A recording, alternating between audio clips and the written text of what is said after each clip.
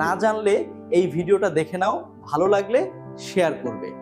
দেখানো হয়েছে, প্রশাসনকে দেখানো হয়েছে, কিন্তু এই হচ্ছে হবে করে আজ দীর্ঘদিনের এই সমস্যায় পড়েছে। আমাদের ছেলেমেয়েরা স্কুল প্রাইভেট যেতে পারে না, বেরোতে পারে না। এই একটু বৃষ্টি হলে গরুতে একবার মারিয়ে দেবে।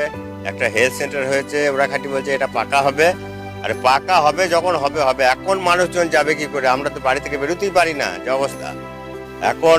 এই বৃষ্টি হলে আর গরু ট্র্যাক্টর এত মার দিয়ে যায়, মানে কোনো রকম বাড়ি থেকে বেরোতে পারবে না, ছেলে মেয়ে আমরা যেতে পারি না। একটা বিপদ হলে তাকে কাঁধে করে পাকা রাস্তায় নিয়ে যেতে হবে, তাছাড়া কোনো যাওয়ার পথ নাই। সেই জন্য আমরা বলেছিলাম যে কোন রকম যাওয়ার মতো রাস্তাও পাকা যখন হবে হবে। ওরা খাঁটি বলছে যে হেলথ সেন্টার যখন হয়েছে পাকা হবে, আর কবে হবে তা কি করে বলবো? পরিস্থিতি দেখুন। হ্যাঁ, ভোটের আগে আসে, তাদের বারবার বলা হয়, কতবার বলা হয়েছে, তারা নিজেরাও দেখছে। একটা ড্রেনের নিকাশি নাই, কিচ্ছু নাই। আর এই দেখছেন তো অবস্থা কিরকম, কোনো কার্যকরী নাই, কিচ্ছু নাই। পঞ্চায়েতে বলেছিলাম ওরা যে এই রাস্তাটার ব্যবস্থা করা, বলেছে এটা ধরানো হয়েছে, এটা পাকা হবে, যেহেতু হেলথ সেন্টার হয়েছে জেলা পরিষদ থেকে পাকা রাস্তা হবে, এটা ঢালাই ফেলাই হবে না। তো সেই তো বলে আছে দীর্ঘদিন এরা পাকা রাস্তা হবে, তা হবেটা কবে? আমরা যাব কি করে? এই রাস্তাটা বেরোবো কি করে এখন? এই গরু বাছুরের যে অবস্থা, এই সকালবেলা থেকে বেরোতে পারে, একটু রোদ হয়েছে বলে হেঁটে যেতে পারছি, তাহলে যাওয়ার কোনো পথ নেই। আমার নাম হচ্ছে হানিফ শেখ। রাস্তার অবস্থা খুবই খারাপ। রাস্তা মানে একটুখানি বৃষ্টি হলেও রাস্তায় আসা যায় না।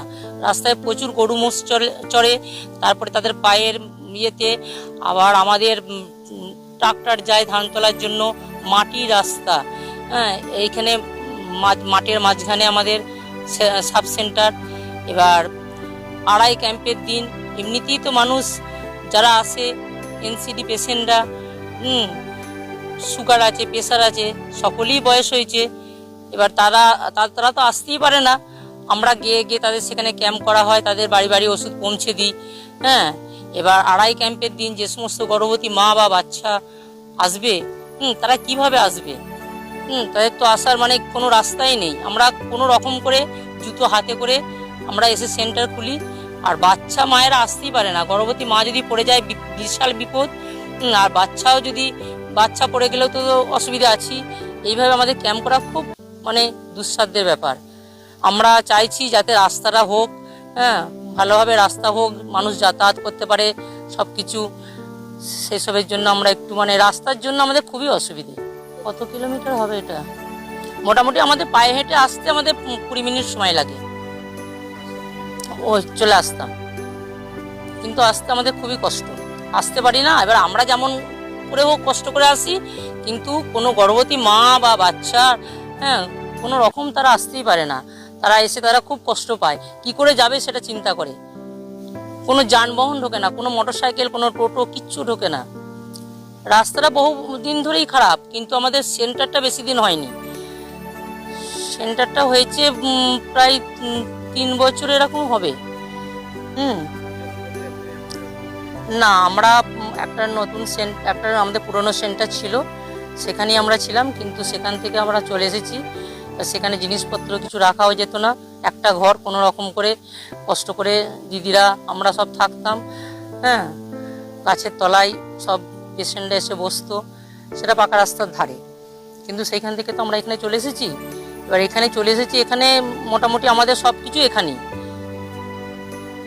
লোকেশন সব কিছু আমাদের দেখাচ্ছে এখানে। এখানে তো আমাদের করতেই হবে। নারাগোয়ালিয়া সাব সেন্টার, নারাগোয়ালিয়া, এটা হচ্ছে মাঠপাড়া। দিদিরা তো আসতে পারে না। দিদিরা মানে ফটো তুলে পাঠায় বিওমি স্যারকে।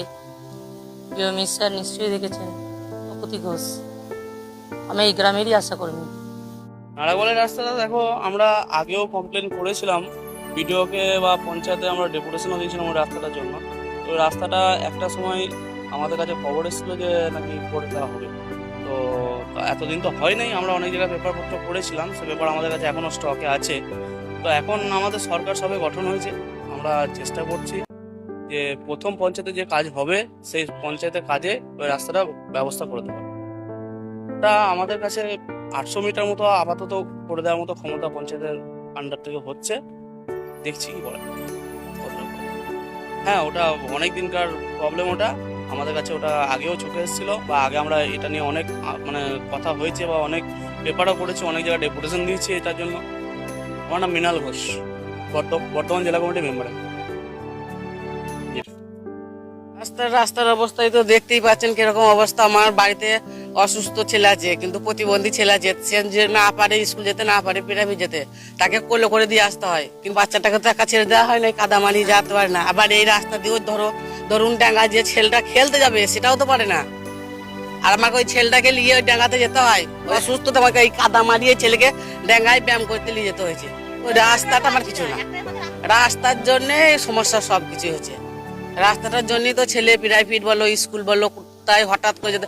বাড়িতে একটা ডেলিভারি থাকলো, তাকে কি করলো, একটা বাড়িতে একটা ডেলিভারি আছে, রুগী আছে, তাকে অসুস্থ, তাকে কি করতে হবে, তাকে পাথরকুলা করে কতক্ষণ নিয়ে যাবে। একটা বেটা ছেলে কত এখান থেকে ওইটুকু নিয়ে গেল, আবার তাকে নামিয়ে আবার তবে রাস্তায়, এইখানে তো গাড়ি ঢুকছে না। হ্যাঁ আছে এই স্বাস্থ্যকেন্দ্রটাই বাড়ি, ওখানেও তো এইরকম করেই যায় কাদা মারিয়ে, মাঝে মাঝে বন্ধও থাকে, স্বাস্থ্যকেন্দ্র বন্ধ থাকে মাঝে মাঝে।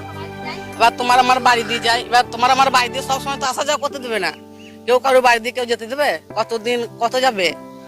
এটা ডাঙ্গাপাড়া, বলখালা ডাঙ্গাপাড়া, পাকা ড্রেন করু হোক, কিন্তু আমাদের রাস্তাটা সমস্যা, রাস্তা ঠিক ঝামেলা।